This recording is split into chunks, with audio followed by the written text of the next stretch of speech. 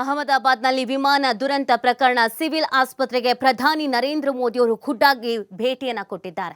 ಗಾಯಾಳುಗಳ ಆರೋಗ್ಯವನ್ನು ವಿಚಾರಿಸಿದ್ದಾರೆ ಪ್ರಧಾನಿ ನರೇಂದ್ರ ಮೋದಿ ಅವರು. ಘಟನಾ ಸ್ಥಳಕ್ಕೂ ಭೇಟಿಯನ್ನ ನೀಡಿ ಪರಿಶೀಲಿಸಿದ್ದಾರೆ ಮೋದಿ. ದುರಂತ ಸ್ಥಳ ಪರಿಶೀಲಿಸಿದ್ದಾರೆ ಪ್ರಧಾನಿ ಮೋದಿ ಅವರು. ಬಳಿಕ ಅಹಮದಾಬಾದ್ ಏರ್ಪೋರ್ಟ್ನಲ್ಲಿ ಒಂದು ಹೈ ವೋಲ್ಟೇಜ್ ಮೀಟಿಂಗ್ ಮಾಡ್ತಾರೆ. ಏರ್ಪೋರ್ಟ್ ಅಥಾರಿಟಿ ಜೊತೆಗೆ ಪ್ರಧಾನಿ ಒಂದು ಮೀಟಿಂಗ್ ಮಾಡ್ತಾರೆ. ಘಟನೆಯ ಬಗ್ಗೆ ಮಾಹಿತಿಯನ್ನು ಪಡ್ಕೊಂಡಿದ್ದಾರೆ ಪ್ರಧಾನಿ ಮೋದಿ. ಅಧಿಕಾರಿಗಳು ಮತ್ತು ಸಚಿವರ ಜೊತೆಯೂ ಕೂಡ ಚರ್ಚೆಯನ್ನ ಮಾಡಿದ್ದಾರೆ. ಸೊ ಇವತ್ತು ಬೆಳಗ್ಗೆಯಿಂದಲೂ ಕೂಡ ಪ್ರಧಾನಿ ನರೇಂದ್ರ ಮೋದಿ ಅವರು ಮೊದಲಿಗೆ ಹಾಸ್ಪಿಟಲ್ಗೆ ಭೇಟಿ ಕೊಡ್ತಾರೆ. ಗಾಯಾಳುಗಳನ್ನು ಖುದ್ದಾಗಿ ಅವರು ವಿಚಾರಿಸ್ತಾರೆ. ಈಗ ಹೇಗಿದೆ ಆರೋಗ್ಯ, ಯಾವ ರೀತಿಯಾದಂಥ ಟ್ರೀಟ್ಮೆಂಟ್ ಅನ್ನು ಪಡ್ಕೊಳ್ತಾ ಇದ್ದಾರೆ, ಪ್ರತಿಯೊಂದನ್ನು ಕೂಡ ಅವರ ವಿಚಾರಿಸ್ತಾರೆ. ಆ ನಂತರ ಡಾಕ್ಟರ್ ಹತ್ರನೂ ಕೂಡ ಮಾಹಿತಿಯನ್ನು ಪಡ್ಕೊಳ್ತಾರೆ. ಯಾರ್ಯಾರ ಸಿಚುವೇಶನ್ಸ್ ಏನಿದೆ, ಎಮರ್ಜೆನ್ಸಿ ಅನ್ನುವಂಥ ಪರಿಸ್ಥಿತಿ ಏನಿದೆ, ಬೇರೆ ಇನ್ನು ಟ್ರೀಟ್ಮೆಂಟ್ ವಿಚಾರಕ್ಕೆ ಸಂಬಂಧಪಟ್ಟಂತೆ ಅಪ್ಡೇಟ್ ಅನ್ನು ಪಡ್ಕೊಳ್ತಾರೆ. ಹಾಗೆ ಈ ಮೃತದೇಹಗಳನ್ನು ಇನ್ನೂ ಹಸ್ತಾಂತರ ಮಾಡಿಲ್ಲ. ಸೊ ಆ ಮೃತದೇಹಗಳ ಹಸ್ತಾಂತರದ ವಿಚಾರವಾಗಿಯೂ ಕೂಡ ಖುದ್ದಾಗಿ ಮಾತಾಡ್ತಾರೆ.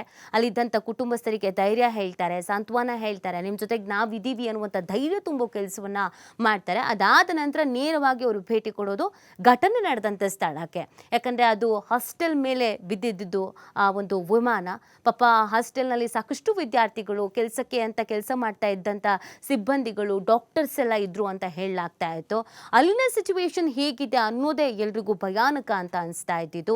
ಈ ಘಟನೆ ಆದಮೇಲೆ ಈ ಕಟ್ಟಡ ಸುಮಾರು ವರ್ಷಗಳ ಹಿಂದಿನ ಕಟ್ಟಡವೇನೋ ಅನ್ನುವಷ್ಟರ ಮಟ್ಟಿಗೆ ಹಳೆದಾದ ರೀತಿಯಲ್ಲಿ ಆ ಕಟ್ಟಡಗಳು ಇತ್ತು. ಸೊ ಅದನ್ನು ಖುದ್ದಾಗಿ ಅವರೇ ಪರಿಶೀಲನೆ ಮಾಡಿದ್ದಾರೆ.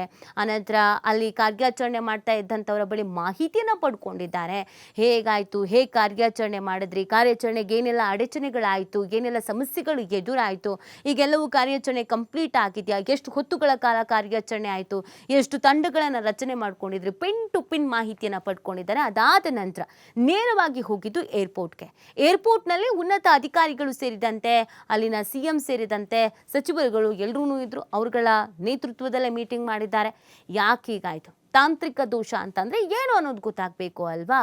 ಇದೆಲ್ಲದ್ರ ಬಗ್ಗೆ ಕೂಡ ಮಾಹಿತಿಯನ್ನು ಪಡ್ಕೊಂಡಿದ್ದಾರೆ. ಸಹಜವಾಗಿ ಇದು ಕೇವಲ ನಮ್ಮ ದೇಶಕ್ಕೆ ಮಾತ್ರ ಅಲ್ಲ, ಬೇರೆ ಬೇರೆ ದೇಶಗಳಲ್ಲೂ ಕೂಡ ಆತಂಕವನ್ನು ಹುಟ್ಟಿಸಿದೆ. ಹಾಗಾಗಿ ಇದಕ್ಕೆ ಸಂಬಂಧಪಟ್ಟಂತೆ ಮಾಹಿತಿಯನ್ನು ಕಲೆ ಹಾಕೋದ್ರ ಜೊತೆಗೆ ಪರಿಹಾರ ಅಥವಾ ಮುನ್ನೆಚ್ಚರಿಕಾ ಕ್ರಮಗಳ ಬಗ್ಗೆ ಚರ್ಚಿಸಲಾಗಿದೆ.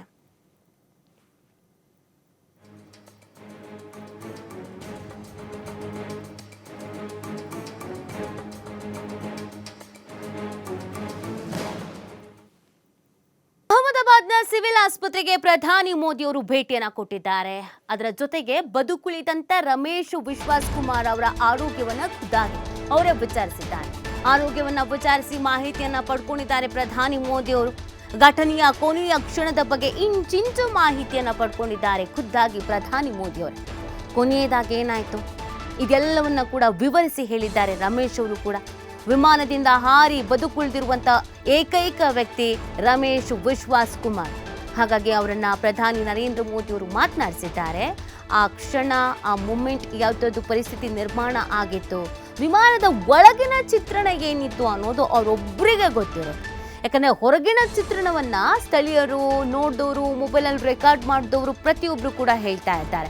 ಆದರೆ ಈ ದುರಂತ ಸಂಭವಿಸುವಂಥ ಸಂದರ್ಭದಲ್ಲಿ ತಾಂತ್ರಿಕ ದೋಷ ಇದೆ ಅಂತ ಗೊತ್ತಾದಂಥ ಸೆಕೆಂಡ್ಗಳಲ್ಲಿ ವಿಮಾನದ ಒಳಗೆ ಯಾವ ಥರದ ಸಿಚುವೇಶನ್ಸ್ ಇತ್ತು, ಎಷ್ಟು ಜನ ಕೂಗಾಡಿದ್ರು, ಎಷ್ಟು ಜನ ಅಲ್ಲೇ ಕಣ್ಣೆದ್ರೆ ಪ್ರಾಣ ಬಿಟ್ಟರು, ಪ್ರಾಣ ಉಳಿಸ್ಕೊಳ್ಳೋದಕ್ಕೆ ಪ್ರಯತ್ನಗಳನ್ನು ಯಾರ್ಯಾರು ಪಟ್ಟರು, ಕೊನೆಯದಾಗಿ ಇವರು ಬದುಕಿ ಬಂದಿದ್ದೆ ಪವಾಡ ಅಂತ ನಾವು ಹೇಳ್ತಾ ಇದ್ದೀವಿ. ಆಶ್ಚರ್ಯಕರ ರೀತಿಯಲ್ಲಿ ಇವರು ಬದುಕಿ ಹೊರಗೆ ಬಂದರು ಅಂತ ಹೇಳ್ತಾ ಇದ್ದೀವಿ. ಹೇಗೆ ಬಂದರು, ಪ್ರತಿಯೊಬ್ಬರಿಗೂ ಇರುವಂಥ ಆಶ್ಚರ್ಯದ ಪ್ರಶ್ನೆ ಇದೇನೆ. ಹೇಗೆ ಸಾಧ್ಯ, ಒಬ್ಬರೇ ಒಬ್ಬರು ಬದುಕ್ತಾರೆ ಅಂತಂದರೆ ಹೇಗದು? ಸೊ ಅದೆಲ್ಲವನ್ನ ಪ್ರಧಾನಿ ನರೇಂದ್ರ ಮೋದಿ ಅವರು ಖುದ್ದಾಗಿ ಕೇಳಿದ್ದಾರೆ. ಅದಕ್ಕೆ ರಮೇಶ್ ಅವರು ಕೂಡ ಉತ್ತರವನ್ನ ಕೊಟ್ಟಿದ್ದಾರೆ. ನನಗೇನಾಯಿತು ಅಂತಲೇ ಗೊತ್ತಿಲ್ಲ, ಒಂದೆರಡು ಸೆಕೆಂಡಲ್ಲಿ ಎಲ್ಲ ಅಲ್ಲೋಲ ಕಲ್ಲೋಲ ಆದಂಗಾಯಿತು, ಶಬ್ದಗಳು ಕೇಳಿಸ್ತಾ ಇತ್ತು, ಕೂಗಾಟ ಕೇಳಿಸ್ತಾ ಇತ್ತು, ನನ್ನ ಚಿಕ್ಕಪ್ಪ ಸೇರಿದಂತೆ ಗಗನ ಸಖಿ ನನ್ನ ಕಣ್ಣು ಮುಂದೆನೇ ಸತ್ತೋದ್ರು, ನಾನು ಈ ಎಕ್ಸಿಟ್ ಡೋರ್ ಹತ್ರ ಕೂತಿದ್ದೆ, ಹಾಗಾಗಿ ನಾನು ಜಂಪ್ ಮಾಡಿಬಿಟ್ಟೆ, ಹೊರಗಡೆ ಬಂದುಬಿಟ್ಟೆ, ಅದಾದಮೇಲೆ ನಾನು ಬದುಕಿದ್ದೀನಿ ಅನ್ನೋದು ನನಗೆ ಗೊತ್ತಾಗಿದ್ದು ನಾನು ಕಣ್ಣು ಬಿಟ್ಟು ನೋಡ್ದಾಗ್ಲೇ ಅನ್ನೋದೆಲ್ಲವನ್ನು. ಸೊ ಅದೆಲ್ಲವನ್ನು ಖುದ್ದಾಗಿ ಪ್ರಧಾನಿ ನರೇಂದ್ರ ಮೋದಿ ಅವರಿಗೆ ಮಾಹಿತಿಯನ್ನು ಹಂಚಿಕೊಂಡಿದ್ದಾರೆ.